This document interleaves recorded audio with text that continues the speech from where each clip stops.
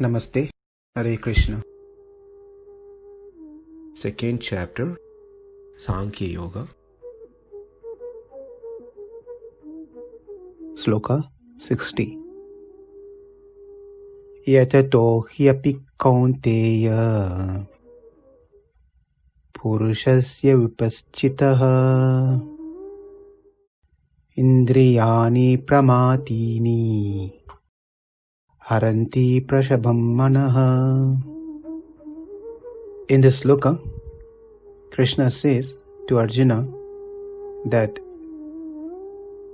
even for a person who is a sthita-prajna, there are high chances that the mind can forcibly carry away his determination. That's what been discussed in this particular sloka. Well, might sound like quite discouraging, but let's understand this one. Unless one sees the Atma, one's desire to enjoy the material senses will not stop. And to see the Atma, it's not an easy thing that one can get it overnight. It requires lots of sacrifices from one side and a strong determination. Here in this sloka, well, that's what we heard so far. So why in this sloka Krishna says even for that person it is difficult? Well, here in the sloka, Krishna says, even for one who has such a strong determination, he might get carried away by the mind and again indulge in the sense enjoyment. This leads us in a healthy conflict in our mind. This leaves us something in our mind which is a conflict, healthy conflict. Whether one has to see the Atma to become free from the desire, or one has to become free from the desire to see the Atma.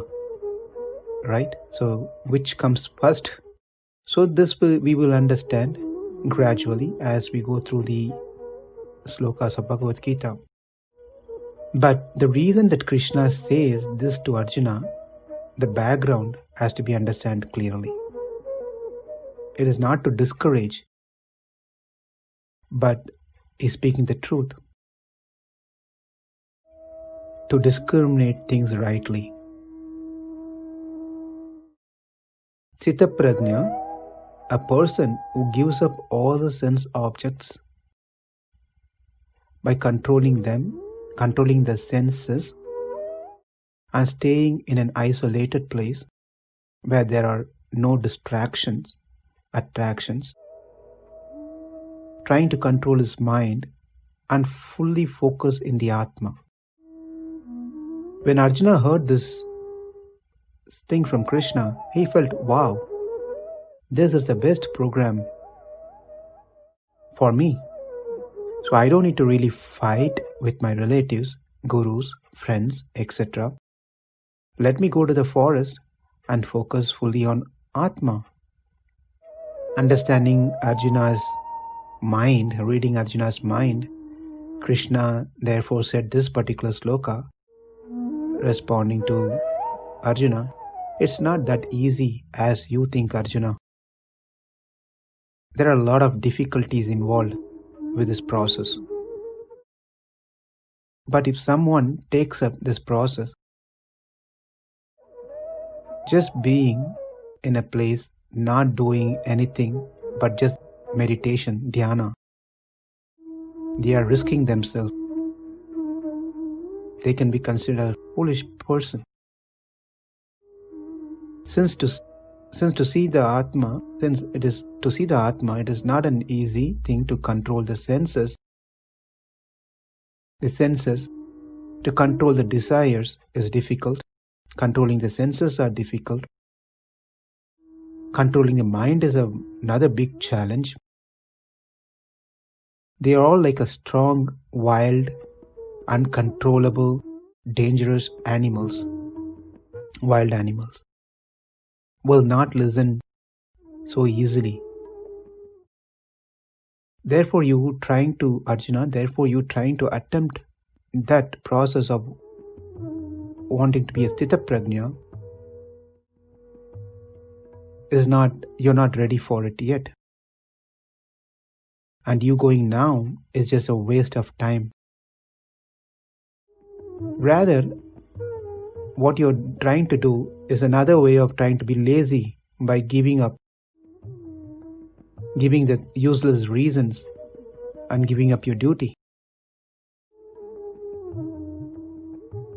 Understand, even for those people who are sthita prajna, their mind are forcibly taken away. When it says taking away, it means that the senses make the mind indulge in sense objects. Therefore, one has to protect their jnana, intelligence, very carefully. Let's see an example. Consider that we have a treasure. A person has a treasure under his custody. How much that person will try to protect that treasure from the thieves? What all he will try to do, what measures he will do to protect from the thieves this treasure. He knows the value of the treasure.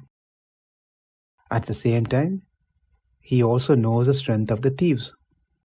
To defeat the opponent, we need to know how strong they are, their strengths are. At the same time, we should also work on our side to become stronger so one can defeat the opponent wisely. Else the opponents or the thieves will take over our treasure. Once they take over the treasure, then they become the ruler and we become the slave of those thieves. This is what has been discussed here, that one has to protect the jnana, the intelligence. We don't want to become slaves of our senses. Rather, we'll be happy to be slaves of Paramatma, Krishna, who can help us. And this particular thing will be discussed more in detail in the second half of Gita. Therefore, to summarize, it is true that to attain moksha, one has to see the Atma. That means control of senses, control of mind, removal of previous impressions. The question is, what to do? Because even for those people, Krishna is saying, their minds can be carried away. What to do? We'll see as we go through the rest of the slokas. Yatato api kaunteya puruṣasya vipaścitaḥ indriyāṇi pramāthīni haranti prasabhaṁ manaḥ. Namaste. Hare Krishna.